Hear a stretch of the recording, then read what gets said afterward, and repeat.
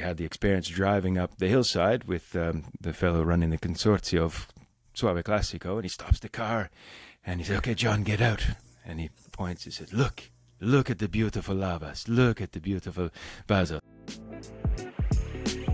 You're listening to the Vint Podcast, bringing you expert interviews, alternative market insights, and exclusive access to the world of wine and spirits investing. Enjoy the show. Hey everyone, welcome back to another episode of the Vint Podcast. My name is Brady, joined by Billy Galanko, and today we're talking volcanic wines. How you doing, Billy? Yeah, really well, especially when we're talking about volcanic wines. Some of my favorites, but otherwise, life is all good on this side. Getting ready for what we'll talk about, in future episodes. On Primeur season is just starting to kick off in Bordeaux. This time last year, we were tasting there, so that's. Are you going to be down there this year? Nope, we are not going this year. We have, our typical network of negociants and everybody on the ground there, as well as the critic reviews. So we feel like we're getting a pretty good sense of the vintage, and we've gotten a lot of notes already. But I definitely want to go back for another year. But this year it's more effective and efficient for us to be here. And the vintage this year is, in this 2022 vintage is a little bit more consensus quality than there's more consensus around the quality. Than there was last time. Is that right? Yeah, I mean, at first blush, we're not gonna. Everybody's tasting right now, but the year overall was a warmer year, and there's less variability pocket to pocket. Like last year, there was like different areas of weather in terms of like coldness, rain. Some pockets of like mildew and stuff that really randomly affected different areas, as well as some hail. This year, there are a little bit of stuff, and certain pockets are hotter than others. Certain soils handle the heat better, but otherwise it's a little bit more consistent. I would say if I had to pick a year not to taste hundreds of wines, it would be more this year than last year, because last year with the cooler temperatures there was better acid. This year these are going to be like tannic beasts because it was so hot, which bodes well for aging. But not for tasting a ton at a time. That's right. And on the front of volcanic wines in our conversation today, we don't mean wines, I guess, that are bubbling out of the bottle or anything like that, right? Like we're talking about volcanic soils, as we'll see in our conversation. Do you want to give listeners just a brief rundown on the impact of volcanic soils on wine and, a couple of the regions that we might see them in? Yeah. So, I mean, first, I guess I'll take a little step sideways and say our guest today is John Szabo. He is the kind of world's foremost expert on volcanic wines. I'm a big volcanic wine kind of fan or nerd, so I've been trying to, number one, get his book for a while. Turns out it's out of print. We'll talk about that on the podcast, and that's why it's like $500 on Amazon. And so basically the next thing I could do instead of reading the book was talking to him. So here we are. But yeah, so volcanic wines as a whole, and I'll just kind of say one reason I tend to like them is they tend to be more minerally driven, less fruit forward. They tend to have more secondary and tertiary notes that aren't necessarily fruit. Certain regions, they also tend to be, from my experience, higher acid as well. And really kind of interestingly structured wines. They have a little bit more depth and nuance to them than I think wines from different other soils. And that's kind of a big blanket statement. Obviously, there's different types of volcanic soils. We'll talk with John about how climate impacts things and really what really goes into making the wine taste a certain way, the variety, all that jazz. But for me, what I've found is minerality tend to be higher acid, well-balanced wines with complexity that you don't, that builds on top of the fruit. Yeah. And it's also not as binary as the soil where these grapes were grown is volcanic, or it's loamy, or it's chalky. It's not always just one of those things, right? So when we're saying volcanic wines, I think it's probably an umbrella term for wines produced in regions where some relevant minority, at least, of the percentage makeup of the soil or the earth underneath those vines is volcanic. And in some of these regions, it's almost completely volcanic. Like in my, one of the regions that I got to explore extensively, the volcanic wines there, Santorini. It's basically entirely built on, volcanic material there. But there's certainly plenty of others, and I think maybe you're familiar with more of them in Europe. And then, of course, we've both been to Oregon together, and actually got to visit, I believe it was Christum, in the valley, Willamette Valley, where we kind of went up to the top of the hill and we got to actually see the layers, right? Some of the volcanic layers that were up there. Yeah, I mean, I thought you were going to say from the top of that hill we could see like 3 volcanoes that Well, we are could, actually we could see active at the volcanoes same from the top. Yeah. But yeah, so something that's really interesting before we dive into the specific places are also thinking about what volcanic soils actually can do for different regions. So first off, Mhm. they spew out a lot of minerals and things that the vines and anything really actually can use well to, grow fertily. So it's interesting. There's like one aspect is nutrients. One aspect in a lot of senses, or a lot of occasions, is drainage. A lot of these soils allow water to kind of just run through and which drainage is really important with wine. You don't ever want the water really sitting there. But interestingly, also at the same time, in addition to drainage, certain volcanic soils, and you can talk about this in Santorini or the Canary Islands, even in Mount Etna in some cases, actually hold soil. Like the pumice, those stones that you see kind of spit out that look like sea sponges, they absorb water over time. And then once they're kind of like full to the brim, they just let the rest of the water run through. So during a hot growing season, the vines have that water accessible to them, even though the climate's really arid. So those are a few of the aspects that also lead to the wines tasting a certain way, or the vines being able to grow, number one. And then, being very poor in kind of other organic matter in some cases, can also lead those vines to struggle.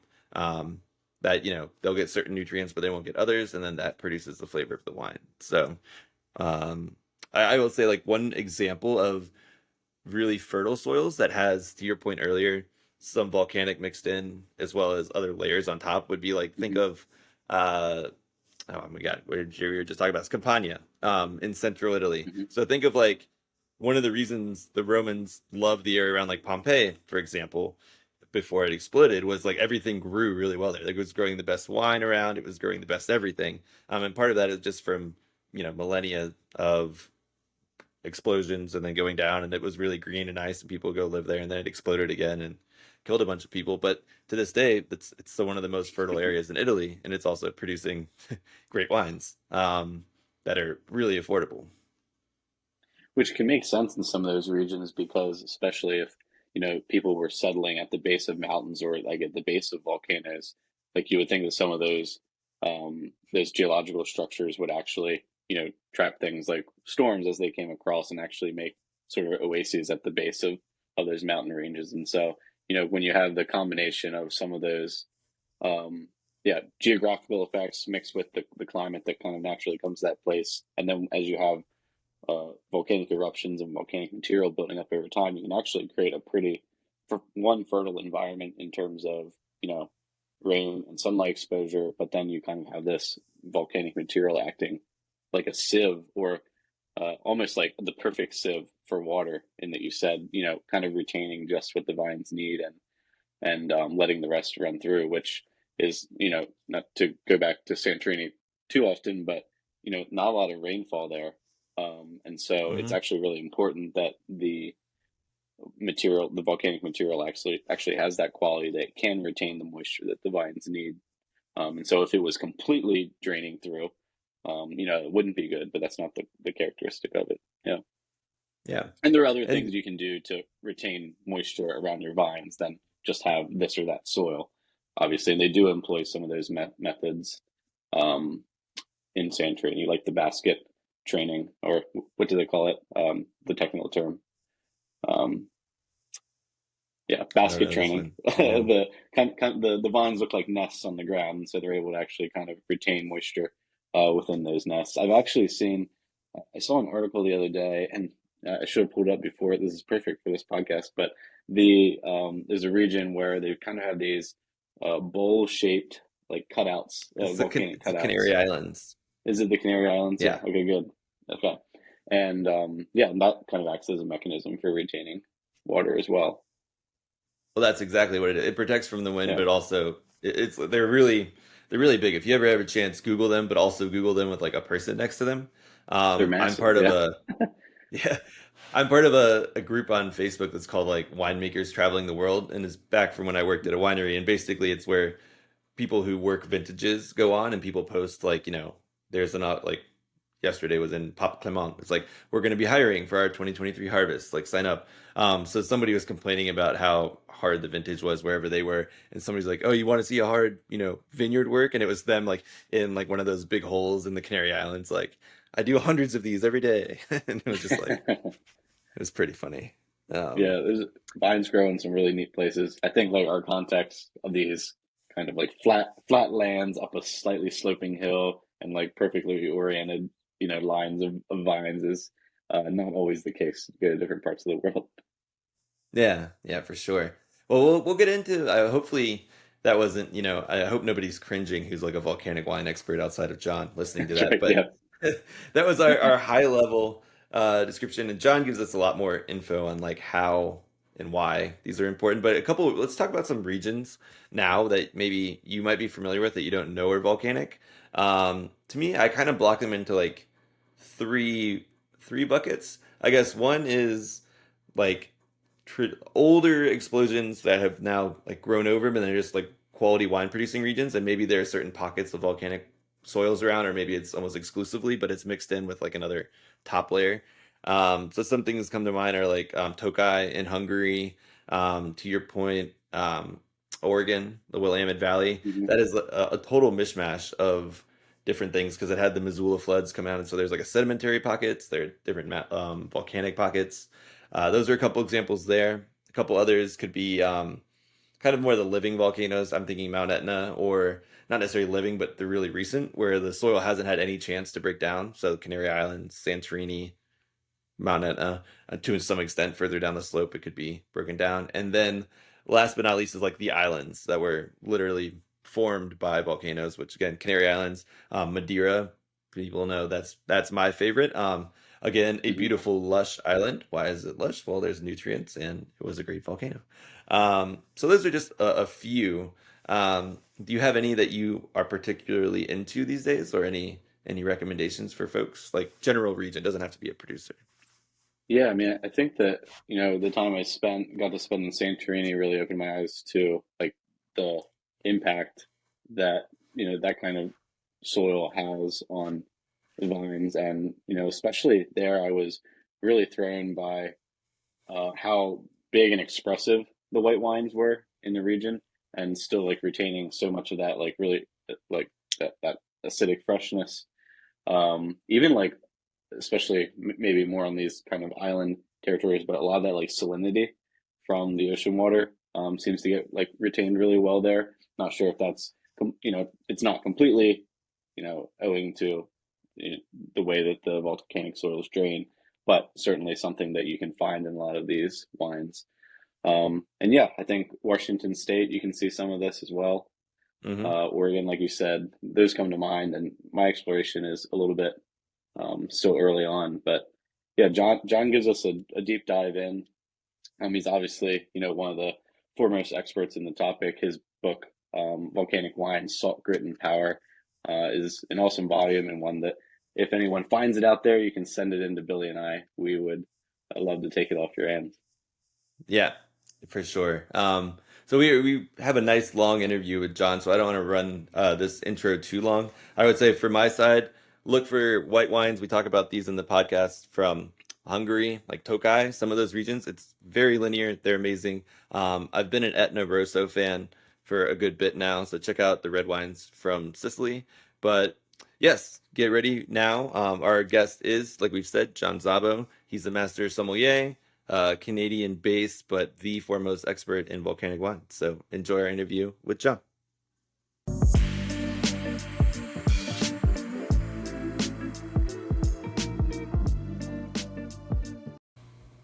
All right, we have the volcanic wine guru, John Szabo, with us. Thank you so much for joining today. Yeah, thanks for having me on. Yeah, so I've read on and off about you and your work for a long time now, and I've really wanted to learn more about your writing, your interest in volcanic wines, as well as all the other things you're working on. So do you want to give us a little bit of background on who you are and how you kind of got into wine? How far do you want me to go back here? I'll give you the short version. How's that? That's fine. Like most people in my generation, wine wasn't really a career path that was available to follow. I mean, there were very few sommeliers in Canada, actually none. One perhaps back in the 90s, and I did a degree in languages at the University of Toronto. I studied Spanish and Italian, which of course doesn't really lead you anywhere unless you're staying in academia, which I wasn't going to do. So that's how I ended up in the restaurant business. Fascinated by food, by flavors.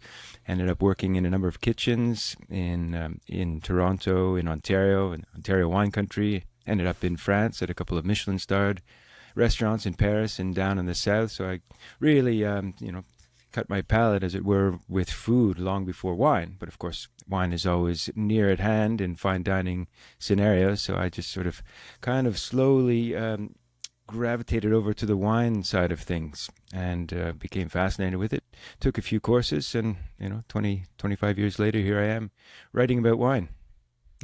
Took a few courses that ended up culminating with a Master Sommelier. I guess that's a few courses. There was that. That's so as your time working as a sommelier went on, did you find yourself wanting to lean more into like the education, or did you find yourself kind of narrowing in on certain aspects of wine that you really found more fascinating? Yeah, well, I kind of saw the wine business from just about all sides. I had a little brief period as an importer of wines in Ontario. When I got back from France, I discovered all of these terrific French country wines, as we called them back in the day, lesser-known regions, the Loire, Alsace, Languedoc, Roussillon, these sort of places that weren't available in our market at the time. So I kind of fell into the import business, wanting to get some of these wines into the country just for my own personal enjoyment, and thought, why not share them with others at the same time? And well, you probably know a little bit about the Canadian market, where government-run monopolies from province to province, and it's a tough business to be in when they can arbitrarily change the rules of the game kind of overnight, and you got to reinvent your business model. So I thought maybe that's not the best business to be in. Spent some time on the floor, of course, in a few restaurants selling wine, but then I realized that I wasn't really a great salesperson either, to be perfectly honest. But given my background in languages, loved writing. So actually, I went on a trip to Hungary. My background's Hungarian. I have some family in Budapest, but went to Tokaj in 2000 was the vintage. I remember it vividly because it was a brilliant Tokaj vintage, one of those years where botrytis is everywhere, and came back, was so excited, wrote an article, submitted it to a Canadian publication, and they said, wow, that's pretty good, can you do more? So I said, yes, I can do more. So that's sort of how I got into wine writing, and that's more or less where I've been since then, writing principally about wine with publication called Wine Align and lots of other publications both in Canada and elsewhere. Wine and Spirits magazine in the US, for example, written a lot for them. Wine Enthusiast, and then some stuff over in the UK. And it's great. So it allows me to do what I love to do, which is travel and experience as broad a swath of the world of wine as possible. Because for me, it's all about discovery. It's all about new flavors. It's all about finding what's new, which is usually old, and then making it new again. So, what year did you achieve your MS again? I was looking on your site. I was in 2004. 2004, and so after the MS, did you return to hospitality, or in terms of your involvement in hospitality, where did that kind of make a clean break, and you didn't return back to floor service? Was it after your MS? It was, in fact, after the MS. By that point, I'd sort of moved on to more writing, and also I got into education. Worked with a number of regional associations presenting on wines and such, putting together presentations. So ironically, by the time I passed my MS, I was kind of out of the day-to-day hospitality, but never too far away. Going in and training restaurant staff was something I did for many, many years. Still do from time to time. So I'm interested to hear you maybe just talk briefly about the difference between like wine writing and description and sort of education, and then like classroom education and sales on the floor, maybe the differences between those three things and why you felt like maybe those skills didn't necessarily transfer over. Because to me, a good educator, can be a great salesperson, but that wasn't, what you found. So would like to hear you talk a little bit about the differences between those experiences in wine for you. Right. Yeah, that's a great question. And sure, having some knowledge and being able to share that is a big part of about getting people excited about whatever it is you're talking about, certainly wine included. And we all know that wine is, a field that's replete with fantastic stories and great backgrounds that really add to the overall enjoyment of the product outside of the molecules swimming around in the glass in front of us. So, that side of it, I was very much involved with and interested in. As they say, there's no better way to learn than to teach, and I learned a hell of a lot while teaching, supposedly the expert, but then you're faced with a group of students, each with a keen mind of their own, asking questions from angles that you hadn't quite considered, which forces you to go back and kind of look at things again and relearn them, or at least add to your learning.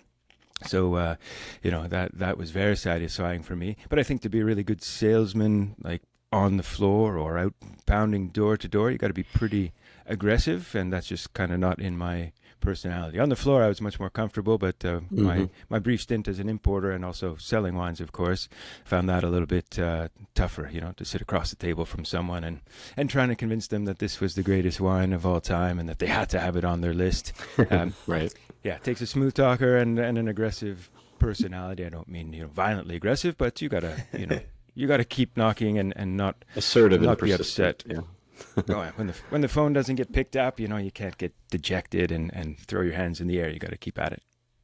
Yeah, I think in our podcast, Brady is the quintessential salesperson, and I'm the person who would tell you like a 30-minute story about a wine that was probably like the lowest margin in my portfolio, but because I thought it was cool. So both strategies can work, just depends on the audience. Awesome. Well, quickly, before we move on to kind of your main thrust here, where did you live in the south of France and I guess France in general? So I was in Paris for about six months and worked in a little restaurant in Montmartre called Beauvilliers. It's kind of famous as the most flowery restaurant in the capital, because the dining room was always filled with these beautiful flowers. Anyhow, it wasn't easy work. I mean, cooking at that level is a lot of repetitive drudgery, but that's what it takes to get something artistic on the plate. And then went down to the south of France to a little village called Florensac, which I'm sure not too many listeners will have heard of. It's really quite a tiny village between Montpellier and Béziers, just outside of Montpellier, to give you an idea. And there was another Michelin-starred restaurant there that my then girlfriend, now wife, and I kind of fell upon, and they were short-staffed, so we ended up living and working there for about 5 months. Wow, that's really cool. Yeah, my brother did kind of a gap year in Corbière, so we got to go over there, and that's the most experience I've had, but I really want to go back to that kind of area. Oh, the Corbière is wild, and one of the great things we did before getting the job at that restaurant, we did a little tour on the Canal du Midi, the canal that links Bordeaux with the port of Sète, and we just rented a little houseboat and putted along, and I had brought a bunch of wine with me from Paris, and we'd stop at the local markets, pick up some food, and eat and drink well, and actually the World Cup was going on at that point. This was 1998 in France, so it was just a magical atmosphere. Wow. Nice. I'm jealous of that experience. I definitely want to. I never thought about houseboating down the Canal de Midi. That's awesome. Well, cool. So let's kind of dive in a little bit more now. We can talk about a lot of the things you're working on. You have your own podcast. You've written a book. You're helping, I guess, either spearheading this wine conference on volcanic wines. But let's kind of dive into it. Volcanic wines. How did you kind of find a passion for them, or find really a niche and as something you really wanted to learn more and share with the world? Yeah, it's funny you say niche, and it does really seem like a super niche subject. No, volcanic wines. I mean, wines already is niche for most people in the world. But what's funny about volcanic wines, and what I had to convince a publisher of when I was looking for one, is that it's actually not that niche a field if you think about it. I mean, outside of being in wine, but a book on champagne, that's niche. that's one type of wine, one region, one part of the world. And that's it. A few different producers with different styles. Volcanic Wines covers an amazingly large sort of section of planet wine. I mean, for the book that I wrote, I went to at least a dozen countries and missed a few that I would go back now and include, and probably 36 regions, countless grape varieties. I'm talking, not a couple dozen, but 50, 60, 70, 80, I don't know. I've never done the count. And then you've got every climate from subtropical practically to as far north and cold as you can get in the world of wine. So I know it sounds like a niche subject, but in the end it covers a whole lot of wines, a whole lot of styles. So how did I get into it? That's a great question. Again, kind of accidentally. I was writing for a magazine here in Canada a few years ago, and it was one of those year-end articles. The editor said, can you write me your paragraph on your favorite wines or your favorite wine of the year or something like that. So I was trying to be clever. Everyone's written about Champagne or Barolo, Burgundy, and, I wanted to get outside the box. And I had just been recently to Santorini in Greece and also to northern Hungary, back there again, where there's a lot of terrific volcanic wines. Etna had just recently popped up on my radar. So I wrote this little tongue-in-cheek article, My Favorite Wine Grows on the Side of a Volcano. And I had some fun writing that, sent it in, and the editor said, wow, that's really interesting. Can you maybe turn that into a full article? I said, well, I don't know. Let's have a look. So I started to do a little bit more research and then realized it was this amazing, incredible collection of wines around the world. So while writing that article, I thought, here's an interesting subject potentially for a book. I had already written a book before that, so I had a little idea what I was getting into, but really no idea of what a big project this would turn into. Yeah, in the fall of this past year, my wife and I were in Santorini and really got to experience, some of this firsthand there. And I was so surprised at what a difficult climate it is on an island like that, especially with, this volcanic material. There's basically nothing organic on the island that's growing. And I think they said they only had 5 inches of rain within that growing season. Obviously, all the moisture, I guess, comes from, early morning mist and, off the ocean. I guess you could speak to that more than me, but I was just surprised at how difficult the conditions are, but how incredible the wines are in these regions. And so, would love to hear, especially about some of the northernmost places that you went to, because even Santorini is, Mediterranean, sunny sort of environment. Well, from difficult situations are born interesting things, and I think that's certainly true in the world of wine. It tends to be on the boundaries, on the margins of where grapes will ripen viably, or where you can viably, feasibly do viticulture, that you end up with really fascinating products. In a garden like Central Valley, California, where just about anything will grow. Right. Easy to grow wine, make wine, but it's a little more challenging to make really, what I would call memorable wine or top-notch wine. So Santorini is a great example of a pretty extreme, almost hostile environment for anything to grow. Probably when you were there, you tasted the little cherry tomatoes that they grow on the island, and the capers. Those are all just so packed with flavor. You can almost taste the struggle in those things. And the same is true in the wine. I mean, those vines struggle to produce, a couple of kilos per plant. If we looked at average yields, they'd be pathetically low, which explains to some degree why the price of Santorini has gone up considerably since I started writing about those wines 10 years ago. But you're quite right. I mean, it's drier than should be feasible for grapevines, which are notoriously good in arid climates. But there, it's really dry, and it is indeed, you're right, the moisture that lifts out of the caldera, and you got to see the caldera as this spectacular volcanic crater in the middle of the island that was once whole, that exploded about 3,500 years ago, but that mist creeps out of the caldera at night and then settles on the surface in where the vineyards are. And here's the magic of the particular volcanic soils of Santorini: a lot of pumice with almost zero organic matter, but that pumice literally sponges up that moisture from the air and then gives that back to the plant during the day or the night, as they need. So it's a magical combination with that particular type of soil. I don't think certainly the wine would be different.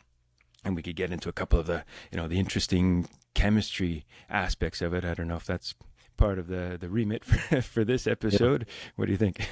Yeah, I wanted to correct. I think I said 5 inches of rain. That's doing it way too much justice. I believe it was 5 days of rain is what we were told. So it only rained 5 different days during the summer season there. Super dry. But when it comes to the chemical compound, like what are some of the through lines that you find that are either unique to certain areas like Santorini, or like that you find that are kind of common throughout the volcanic wines? Because I think there definitely is like a line of similarity in some sense. Yeah, no, and that's a great question. That's the question, first one I always get is, well, what does a volcanic wine taste like? And amusingly enough, I start out the book with the line, there's no such thing as volcanic wine in the singular, because there really isn't anything volcanic wine that works across the board. But there is this amazing collection of volcanic wines in the plural that represent these combinations of soil and grapes and traditions that make for some very, very unique and singular wines. So I could tell you my kind of overarching view of how I view volcanic wines. Don't ask me to justify that scientifically, but for me, if we were to take the world of wine and just cleave it into two very basic halves, you'd have your fruity wines on one side and your savory wines on the other side. Obviously, there's plenty of overlap in between, but most tasters can agree, this is pretty fruity wine, or this is not so fruity, this is more savory. Volcanic wines for me fall on the savory side of that divide. Lots of salinity, lots of sapidity, and in many cases, like in the case of Santorini, there's certainly some garden variety sodium chloride that comes straight out of the sea spray, and then gets deposited in the soil, and then makes its way into ferments via either the skins of the grapes, or through some metabolism process into the juice itself, and then into the wine. But it's been measured. I'm not making this up. You can measure sodium and other mineral salt contents of wines, and these wines are measurably higher than inland counterparts. Actually did a study with a producer from Santorini called Yannis Paraskevopoulos from EA Estate, and he's got Assyrtiko, the main variety, planted in the Peloponnese, mainland Greece, pretty far from the sea, and Assyrtiko, of course, planted on the island of Santorini, and I can't remember the exact measure, but it was something like 300 times more salt components in the Santorini version than the Peloponnese version, and a couple of other things that stood out.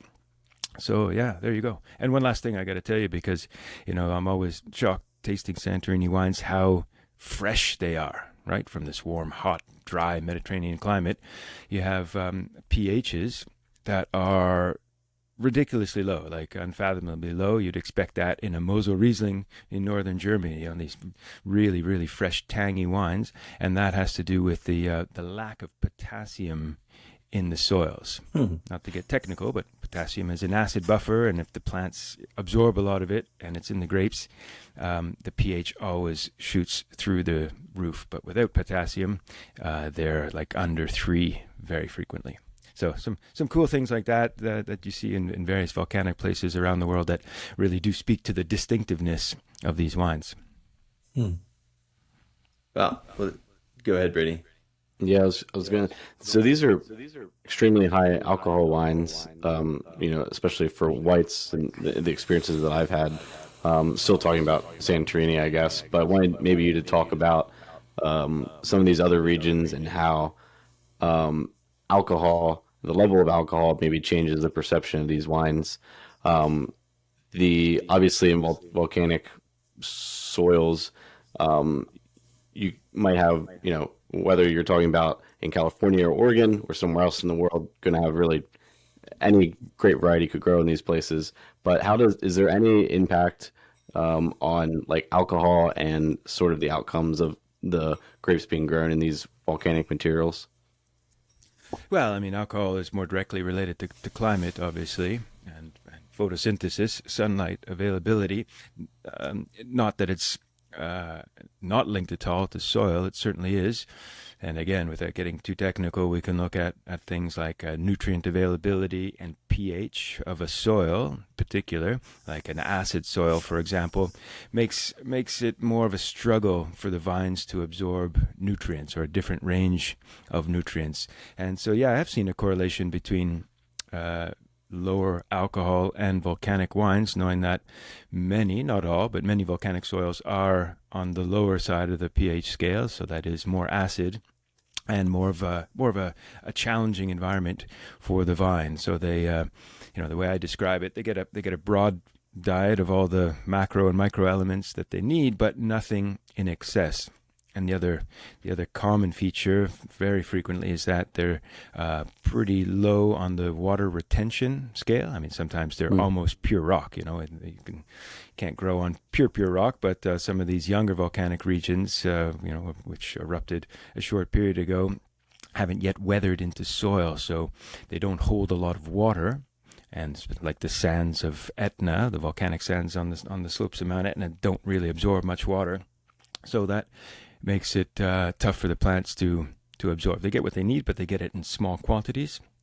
And then, they spend their energy on putting flavors into grapes to make them attractive to birds and other animals to go and distribute them. That's the main raison d'etre of a vine, is not to make wine for us, it's to spread themselves. But, I've seen like fully ripe, fully developed flavors in volcanic wines at 12.5%, 13% alcohol, sometimes even lower than that. I think I got a little meandering in my question, but I was just so surprised on Santorini that the wines had so much acidity, they were so fresh, but the alcohol was so high. It seemed like those three elements like really held together very nicely, because when I think of a high acid wine, like from volcanic soils, I don't usually think high alcohol, which is maybe a more clear line at what I was trying to get at. So. Well, here's my theory on that, if I could share. We talk very often about indigenous varieties and how well adapted they are to terroirs, and it's kind of cliche now, but it's true. If you think back, and we don't have to go too far back, a couple of 100 years, when nobody really knew what was happening, when the wine was bubbling away, it just turned into something magical. There was no way of adjusting it. They didn't know what pH was. They couldn't have adjusted pH or acidified in any way. So whatever they were growing had to be naturally balanced from the beginning. Right? If it didn't work in that climate, then you'd end up with vinegar or worse every year. So that would be discarded, and the other varieties that do produce a naturally balanced must, and therefore wine, would have been the ones that were retained. And one of the key elements of a stable wine is, we're back to acidity and pH. The pH is too high, bacteria get in, and you get a little bacterial swampy mess at the end of the day that doesn't taste very pleasant, and those wines wouldn't have survived until the following vintage. So by course of natural selection, the varieties that had naturally high acids for their given climate would have been those that were kept. So that kind of explains, Santorini. It's a feature of Assyrtiko that it reaches high alcohol levels, does that on the mainland, but with pHs that are much higher compared to Santorini. So it was like a perfect adaptation or perfect combination of terroir and grape variety. Can you, moving on a little bit from Santorini, I guess two-part question. One is, can you talk a little bit about the different types of volcanic soils, whether it be like more of a pumice type base or like a basalt type base, kind of as they weather over time, and then maybe a couple regions. Well, we can talk on a number of regions, but I would like to maybe touch on some regions that people may not think of as volcanic. Like, I know I love the wines of Tokai before I realized that those were volcanic. I mean, I guess Madeira makes a little more sense, but some of these aren't on the side of a volcano, like Mount Etna or even Santorini. Mm-hmm. Yes, I mean, well, the discussion about different types of volcanic soils can be long, so I'll give you again the short version of that. But suffice to say that, yes, there's a very broad range of stuff that gets emitted out of a volcano, and there are different types of eruptions. Some of the more familiar types of volcanic rock would be like basalt, for example. That's a very popular one, and that tends to kind of sputter out of volcanoes. Like, think of typical Hawaiian style eruption, where it just kind of fountains out and flows down the side and slowly builds up the edifice, the stratovolcano as they're called technically, with layer after layer of lava, which hardens into, basalt is just one type of lava. There are lots of different types of lava. We see that on the slopes of Mount Etna. You see that all throughout northern Hungary. The Willamette Basin, Willamette Valley in Oregon, and Washington State for that matter, sits on 2 miles, I think it is, of volcanic outflow from a little bit further up by Montana. So lots of basalt. And then the chemical composition varies between the different types of lava. I won't get into those details, but each of those affects, to a degree, the growing environment of the plant, and therefore we can make the leap to a different flavor and structure profile.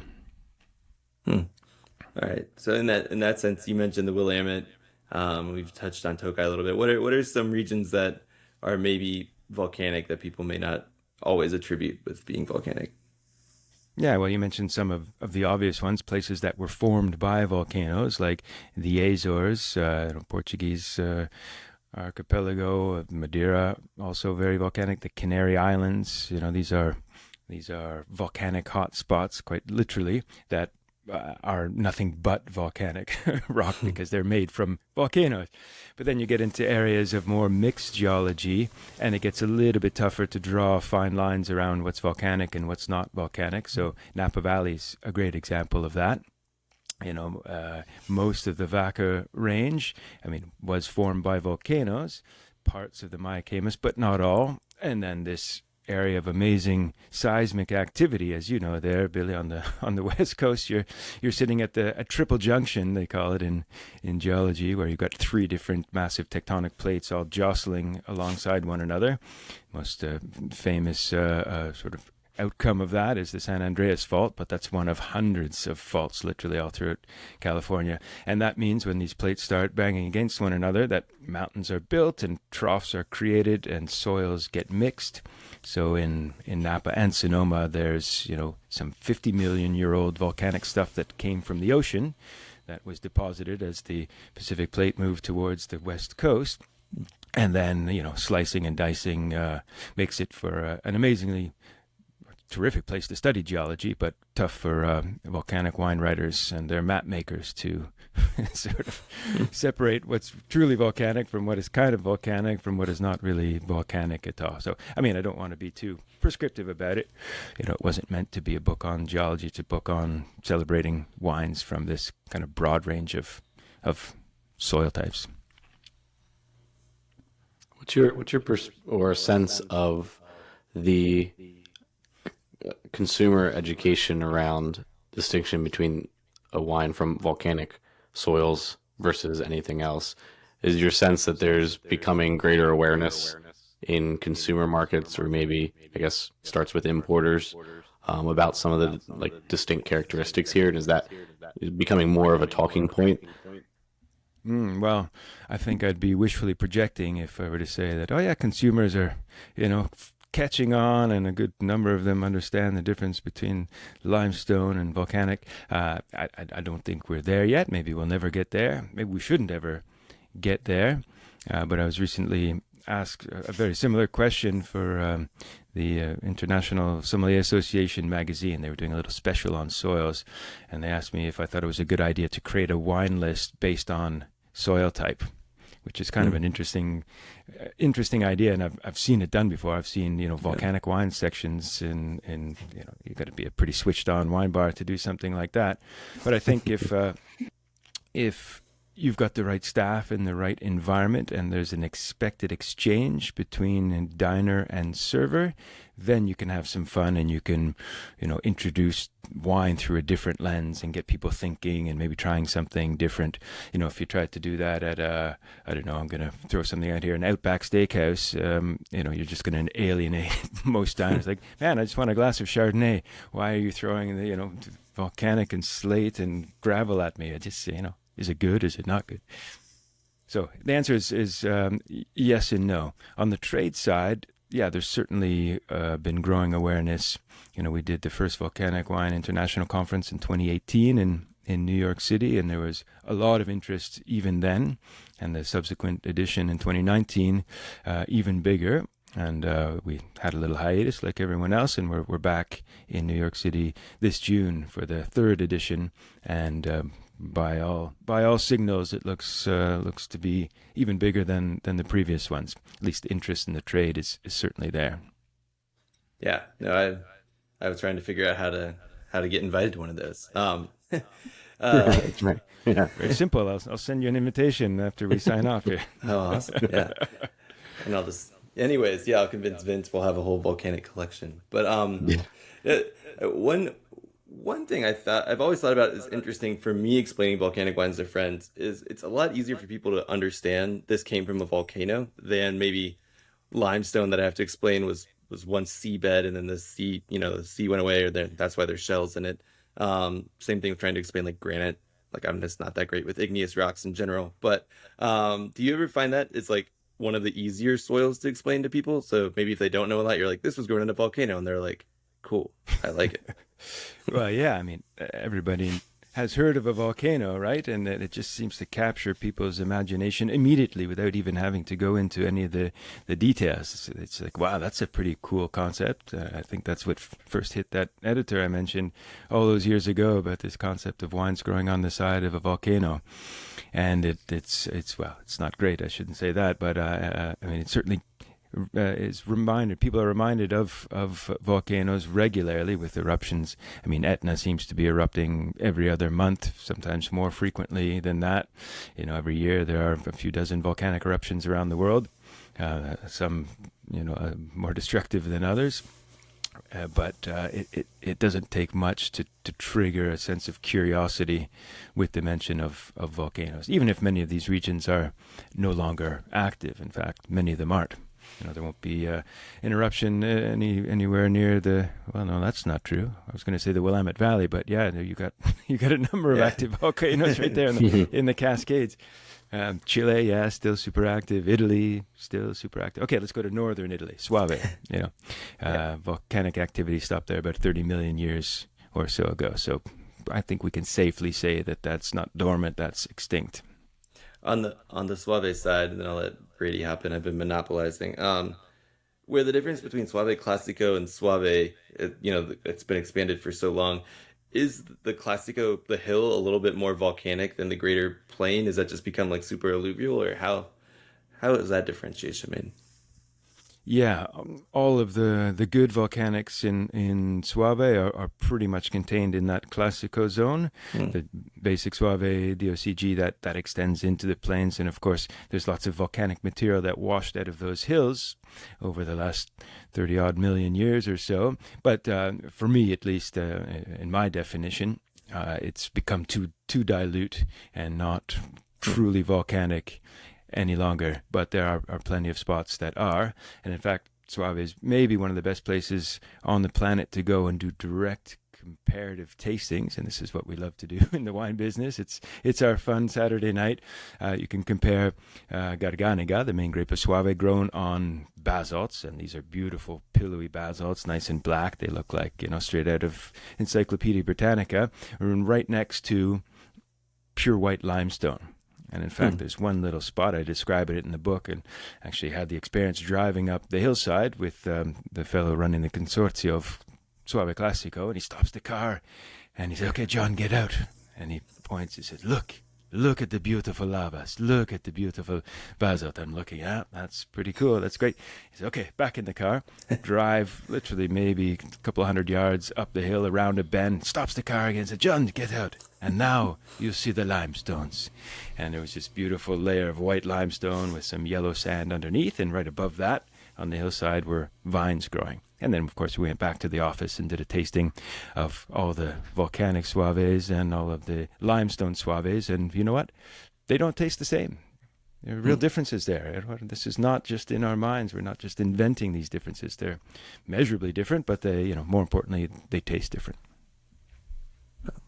Is there I'm sure tons of varieties have been planted in volcanic soils. Are there any that you would like to see planted more often and tried to be planted in volcanic soils that aren't currently? I know you talked a little bit about sort of varieties that are indigenous to a particular region, especially if that material has been there a long time. Yeah, but do you think about that often, and what are some of those varieties? Well, yeah, that was one of the kind of unexpected findings of the research, just how many indigenous unique varieties I found along these volcanic travels. I can't say it's directly related to the volcanism, probably not, but it just seems this disproportionate number of indigenous varieties have persisted in these volcanic regions, and they don't really grow too many other places. So Assyrtiko we've already talked about from Santorini. It's now been pretty widely planted in the rest of Greece and elsewhere in the world. There's some in California, there's some in Australia, South Africa. So it's kind of made its way, although in a very small percentage. But other grapes like Caricante from Etna, I don't know that it really grows anywhere else. Probably somebody's experimenting with it somewhere, but not in any real commercial sense. There's a pretty rare grape variety from Hungary, from north of Lake Balaton in the Badacsony area, called Kék Nyelű. Mouthful to say, but man, one of the most fascinating grapes I came across. It's one of these varieties that's so old, or shall I say underdeveloped, that it doesn't pollinate, doesn't self-pollinate.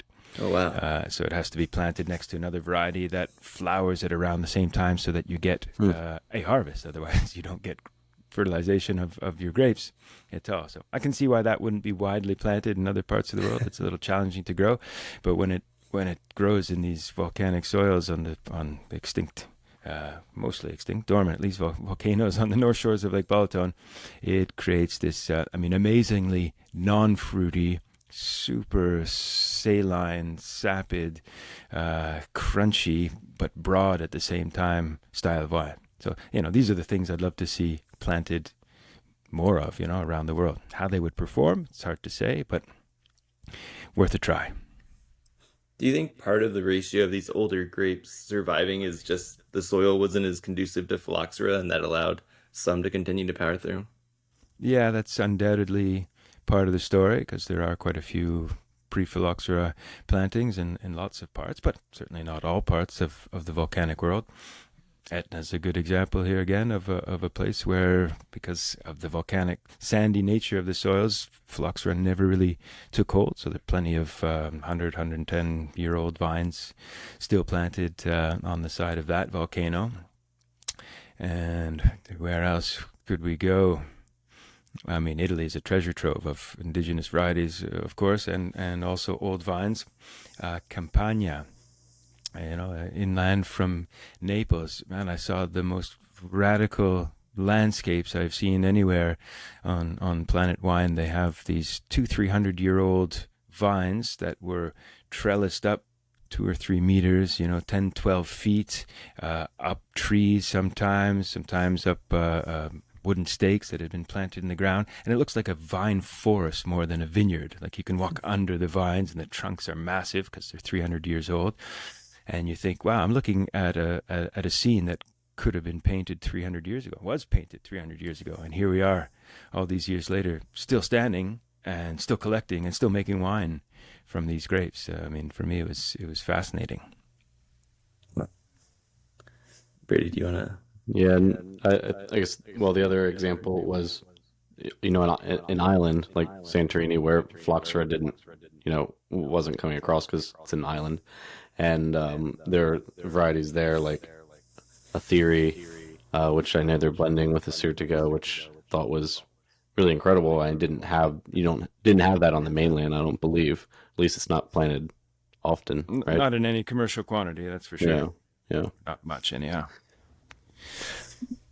Wanted to transition a little bit to talk about your book, which Billy, I think, has a little bit more experience with, and maybe talk a little bit more about some of your other projects. What is your sort of main focus right now in terms of your writing and your time in general? I know we briefly mentioned this conference coming up as well, which you have a part in, but where's most of your time going in this discipline? Well, currently it's writing, as I mentioned. So my day job, my main publication, is called winealign.com, as in we align, and we endeavor to taste as many of the wines coming into Canada as possible. And then, it's essentially it's a glorified buyer's guide, a shopping tool. Mm-hmm. Not to diminish our brilliant work, but that's all we're trying to do is connect consumers with the wines that they're looking for, and the concept is that they so it's not just me writing; it's a group of us, or about 4 or 5 regular critics, and we all taste more or less the same wines, or as many of the same wines as we can, and we all post our reviews independently. And then, as a subscriber, as a reader, you can go online and read what I wrote about a particular wine, and what Sarah or David or Michael or one of my colleagues wrote, and what their score is, and then taste that wine, and then agree or disagree. So I don't know what John was thinking. This wine is terrible. I can't drink this, so I'm not going to trust his reviews. So you can actually set your settings to increase the importance of the scores of your favorite critics. When you go through and you search for a wine, it will pop up the top reviewed wines, the top scoring wines of your favorite critics that are currently available in your local government store. So that's kind of the general concept. And then on top of that, we write plenty of travel articles and in-depth pieces on regions that we visited, and whatever neat other tastings we've been to, vertical tastings or what have you. So that keeps me pretty busy most of the time. And then, as you mentioned, the podcast, Wine Thieves, my partner Sarah D'Amato and I, we started that a couple of years ago as a sort of side project, pandemic era. It was something I've always wanted to do, and finally had the time, and looked into the how-to and figured it out reasonably quickly. And now we're into episode 76 or 77. So we've had some good traction over the last few years. And for me, it was a brilliant way to keep in touch with winemakers around the world. Some I knew, some I met over Zoom, but learned a lot and sort of kept abreast of everything that was happening in a time when we couldn't travel as much. And then you're go ahead, Brady. I was just gonna say you're also helping out with the cell art. I don't know how to properly say it. You're writing some blurbs for this company as well? Yeah, Cell Art's a company based out of Montreal, and they design, they don't call them cellars so much, they call them wine spaces. So they've kind of found their own little niche in that industry, in a growing segment of the market that's looking for not just a place, a closet to store wines, but actually a piece of art within the living space. So they'll build you a cellar in your basement if you want. Of course, they've got all the know-how to do that, but they're much more focused on creating works of art. They've collaborated with local artists to design these really spectacular spaces that are not only beautiful, they're also functional. So they asked me to do some writing for them a while back. It's been a while since I've contributed, but probably I'll start that up again. It's a company that's really fascinating to follow. What are some of the goals for the Volcanic Wine Conference? You said this is the third one this year. What's maybe some of the goals this year, and how do you see that growing and expanding? As you continue to have them. Well, the stated aim, I guess, if you read the press release that came out today, is to kind of shine the spotlight on some of these lesser known regions and varieties and producers, and kind of celebrate the diversity that exists in the world of wine under this kind of loose volcanic umbrella, which is niche, but it's not really niche. and a lot of the wines happen to be bloody delicious too, so that's a good little thing on the side. And I think the trade's always seeking, I certainly hope, but we're always seeking to continue to learn, to deepen our understanding, deepen our connection to this product, which is, at once cultural, but it's also, there's science, there's art, there's everything that we love about it wrapped into it. And this is just a slightly different angle to look at it that, as we've discussed, has kind of captured some imagination.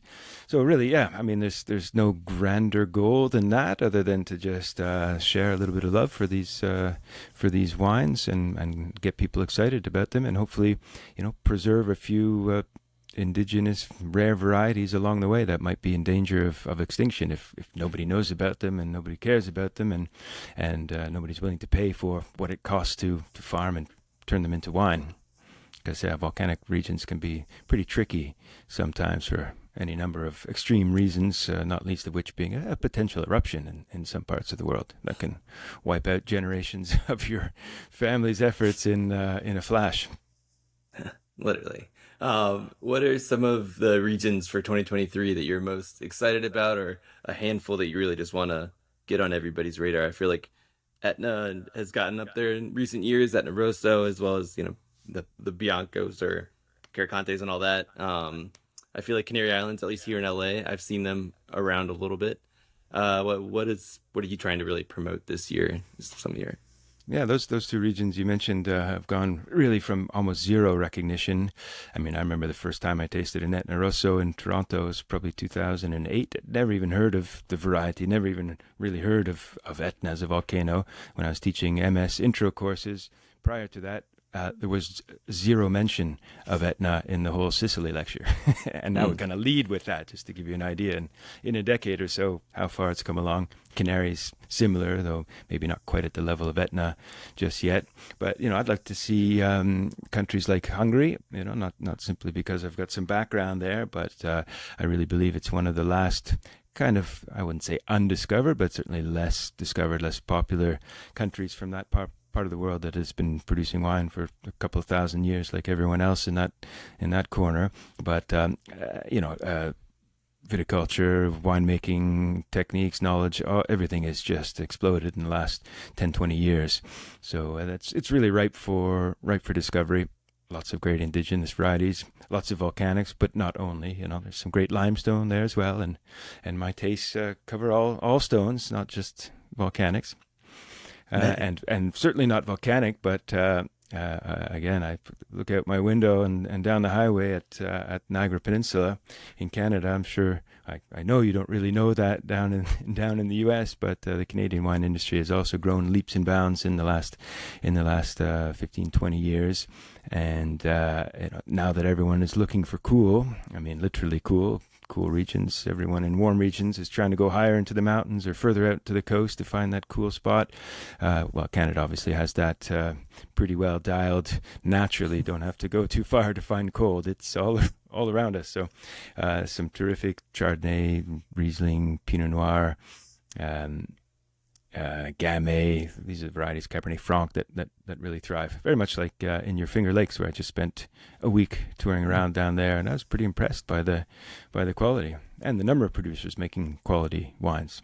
Nice. Yeah, no, I'm hungry. I was in Budapest 4 years ago and got to taste a whole bunch of wines and came back trying to tell everybody about them. So I definitely 100% agree on that, and I really want to visit too. I've been trying to introduce my partner to different parts of Europe, and we haven't really cracked Eastern Europe yet. So I'm excited to. It's there for the cracking. Yeah. Check out Croatia as well. Croatia is a pretty fascinating country. Another one with 30, 40 indigenous varieties commercially produced that are really worth a look. Nice. Yeah, we did Slovenia last summer. We were inching our way over. But nice. Yeah, I'll keep that on the radar. Anything else you want to add, Brady? I think I've covered all my questions, although I could keep going for a while. Yeah, no, that's great, John. We really appreciate having you on and sharing with us. It's definitely something that Billy and I don't get to talk a lot about on the podcast. So thanks for sharing your knowledge, and best of luck with the conference. You'll have to have us up there, and Billy can keynote here in a couple of years once he becomes a volcanic wine expert as well. Well, there you go. So mark June 21st on your calendars, New York City, the City Winery on the Hudson Riverside. If you're familiar with that place, great little venue. Yep. And we're expecting about 50, 60 wineries, some great speakers. Got a friend of mine who's a neuroscientist from Duke University who's coming up to do a little talk on how we smell and how we associate feelings with aromas, volcanic or otherwise, but that should be pretty fun. Some volcanologists coming, so it should be a great conference. Hope to see you there. Awesome. Well, thanks so much for joining. Cheers.